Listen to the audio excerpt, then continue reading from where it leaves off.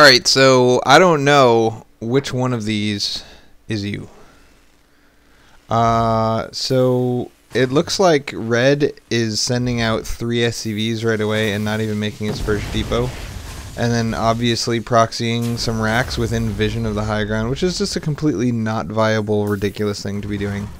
And he even made his first depot right by the wall. So this whole game is kind of like not going to be making any sense. So floating racks up to the high ground. I've actually had people do this to me before. It's pretty funny. But it's not really viable because all of your SCVs are right here. And SCVs just dominate Marines easily. And so he can't pull SCVs, whereas you can pull SCVs. So you can just easily kill all of his Marines. So if you're Red, don't do what you just did. And if you're not, then it's pretty funny that he did what he did.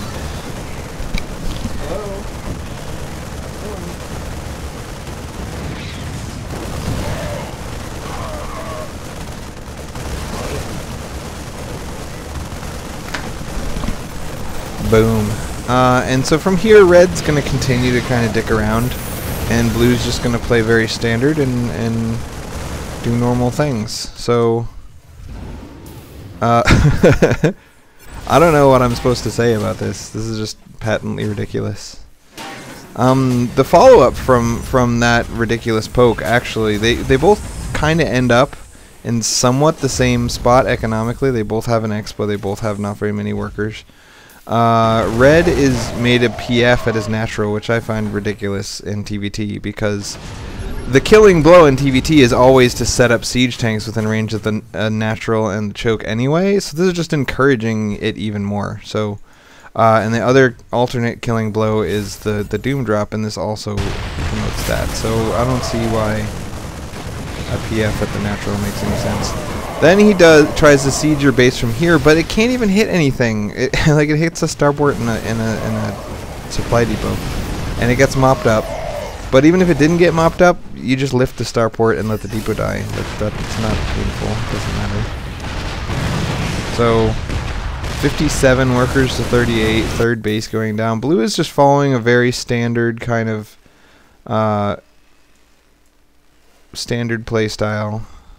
Even saturation between both bases, though both are oversaturated. Still on 3 racks, a factor, and a starport. It's easy to get really flustered when people do this sort of ridiculous stuff against you. Blue's keeping his cool, not expanding blindly all over the map like Red was trying to do, and just making a lot of Marines and medevacs, while Red is making a bunch of Thors and Routers, which is honestly just ridiculous. Who does this? Double air upgrades as well. Obviously hoping for a battlecruiser transition, but he doesn't even have a third. Why is he thinking about battlecruisers right now? You know, this game is not going to be that long. So Blue does the standard doom drop up at the top.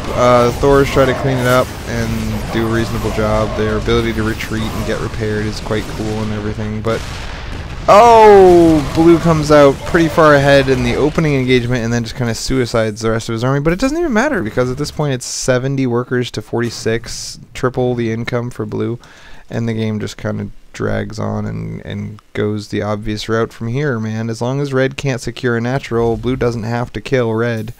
The tank count from Blue is kind of unfortunate in its lowness. I would love to see 3 tech lab factories. I don't like reactor factories in TVT unless you're going pure mech.